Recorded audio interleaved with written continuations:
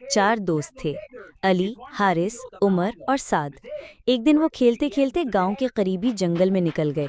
वो हंसते खेलते परिंदों का पीछा करते, एक दूसरे पर नदी का पानी उछालते, जंगल के अंदर दूर निकल गए और रास्ता भूल बैठे।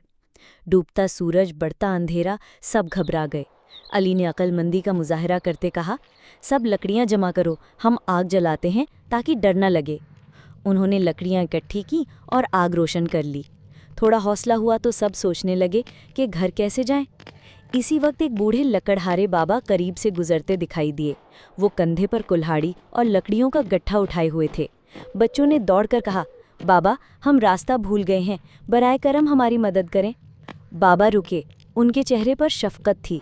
उन्होंने कहा, मैं तुम्हें गांव का रास्ता दिखा दूंगा, लेकिन एक बात याद रखना, दरख्त हमारा सहारा है, इनको कभी नुकसान न पहुंचाना।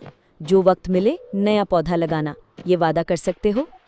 चारों ने एक साथ कहा, जी बाबा, हम वादा करते हैं। बाबा मुस्कुराए और सीधे रास्ते की तरफ इशारा किया। बच्चे उनके बताए रास्ते पर चलते गए और कुछ ही देर में अपने गांव के किनारे पहुंच गए। उस दिन के बाद जब भी ये चारों दोस्त खेलने निकलते, साथ में एक नन्हा सा पौधा जरूर लगाते और